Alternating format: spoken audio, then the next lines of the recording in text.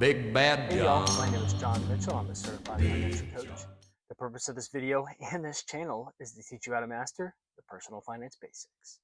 In today's video, we're going to be discussing if you only had $5, what stock or stocks should you buy?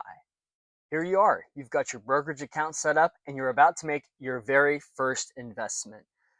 Buying stocks is a really cool thing. If you listen to my podcast with my dad I did last month, he said this. And I'd say not that I've always followed it, but probably day in, day out, you can't go wrong with the stock market. And I couldn't agree more.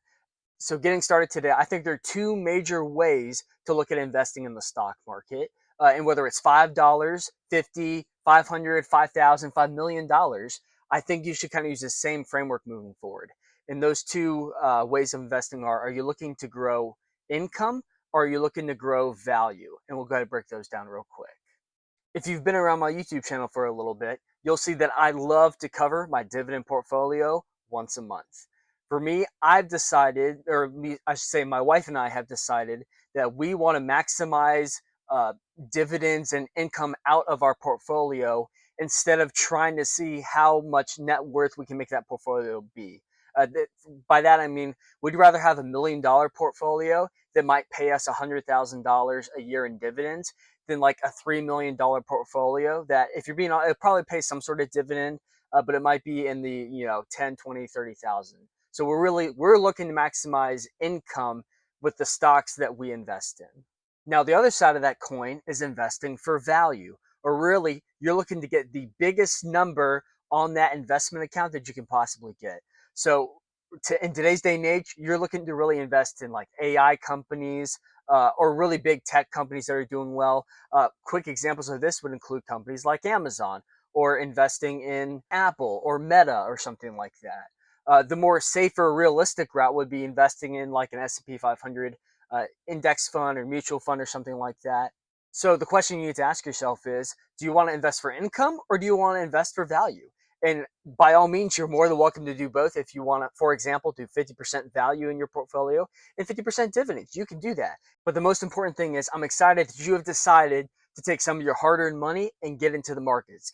I think, and as my dad said, it's the best thing that any American or anyone can do, because as soon as you can get that money working for you, the sooner you'll be growing your wealth faster and faster as the years go on. Now that we've got those out of the way, let's cover a couple stocks on each side of the equation here and see how they kind of compare with the strategy. Like and subscribe to this video as it helps me see what content you all like and want to see in the future. Before we talk about stocks, I just want to remind you that, again, this is financial education. Just because I show you a stock today does not necessarily mean it's good for you. Jumping in. So I went ahead and went to Gemini because they're easy to use and simple, and I typed in top dividend ETFs. There I got SCHD, VYM, and VIG. So I opened them up in stock analysis so we could look at them a little bit better to kind of discuss a few things about them. So the first one is SCHD. In my mind, this is the most popular dividend ETF you know about. And dividend ETFs or index funds, these are for people who they don't want to really actively manage their portfolio necessarily. And so this is a good way, a good easy avenue to just throw your money in and put your dividends on reinvest and have it grow for you. So if we look at the dividend yield for SCHD, it's currently 3.15. They have an annual dividend, or percent, excuse me. They have an annual dividend of $1.05 with a growth rate of 2.24%. What I found for these ETFs is the growth rate kind of doesn't matter because it changes quite often. You can see that here where SCHD went from paying a dividend of $0.2569 to $0.2525, so it actually decreased. Now they're definitely tracking the annual growth, so that's what that is. But just keep that in mind that it really helps to look at the history of the stock to kind of see what's going on with that there. If we jump over to VYM, we can see that they have a 2.24% yield, paying out $3.63 per year. But also note their share price went up quite a lot more, something to keep in mind. And then their dividend growth is 2.93%. And this is just a little screenshot here of their dividend history. Last but not least, this one's VIG. Again, you have the share price up there, dividend yield of 1.5% with an annual yield or annual dividend amount of $3.58 with a growth rate of 1.75%. That's probably an annual growth rate. And then you can look at the history there and make up your mind on that. All right, now jumping over to some individual stocks for dividend investing. One of my favorite special ones would be MPLX here. They've got a really decent yield of currently 7.34%. And then their growth rate is, I think we jump over this page. Their growth rate is where they here we are about 12%, just over 12.5%.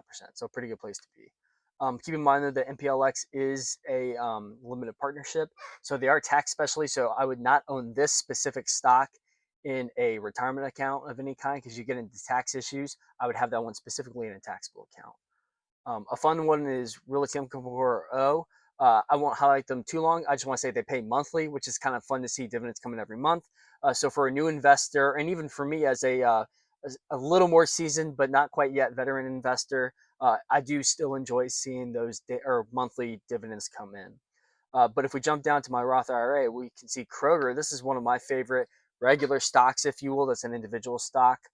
Their yield is currently 2.74%. And then if we go over to the dividend growth sheet, Kroger currently has a annual yield of 21% for this past year.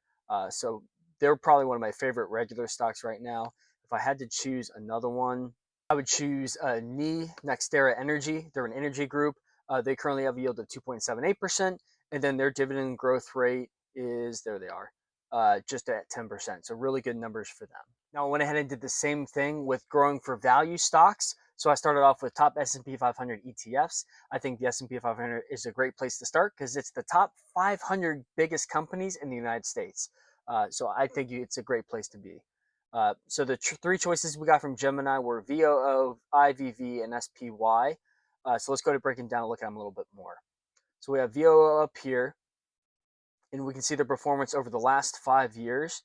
They're up 67% in 5 years, which I think is pretty awesome. And what it does is it breaks down here the returns year over year.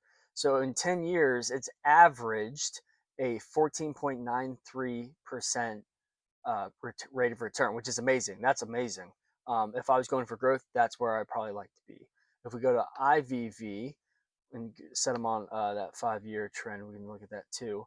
IVV, similarly, they're at the 14.92% over 10 years, which is pretty great. Their inception is 8.42, which is pretty great as well. Good place to be. Going back to our search here, one thing I wanted to bring up was expense ratios. So if you think about it, someone has to like actively manage this ETF and trade the stocks as needed to maintain the positions. And so they charge you for it, and this expense ratio is 0.03%, which that's probably as good as you're going to get for reference out there for folks new to trading. That's a good place to be. IVV has the same. They have the 0.03%, which is good. I love how Gemini breaks out its $3 annual fee per $10,000 invested. That really kind of puts it in perspective there. This last one, which we're not going to cover, is SPY because I think their expense ratio it's way, way, way, way, way too high. It's 0.095%. That's way too high in my opinion for an ETF. Uh, I wouldn't I wouldn't spend my time there just because of that specifically. Now for a few individual stocks, I did the same thing again, except that this time in Google or in Gemini, I looked up the Magnificent Seven stocks. The Magnificent Seven are the top seven stocks of the S&P 500. Um, if you were just to go in all one of these, or all in on one of these, or just these, I think it's a little high risky. But I mean, these are the ones that are doing the best. That's why they are at the top. I picked my favorite two that if I was not doing dividends, I would invest in these specifically. The first one is Amazon. We can see their 5 year growth is at just shy of 27%. And then the other one is Alphabet or Google, which their 5 year growth is at 140.38%. So pretty good places to be. Once again, these are just recommendations. They may or may not be right for you, but I thought it would answer the question of if I had $5, where would I start? And if I was to start with a dividend portfolio, I'd probably choose O or Realty Income Core. They're not the best yielding out there, but it's fun to see the dividends compound over time. And as a new investor, I think that's a great thing to see. If I was to choose one for growing for value, I would 100% go on Amazon because I feel like they're in everything. They have their hands in everything. And it's subjective. That's all subjective. But those are the two choices I would make. If you are looking for a financial coach to help you better understand stocks into the future, sign up for a free appointment today with the link in the description or in the comment section down below. I love each and every one of you, and I'll see y'all in the next video.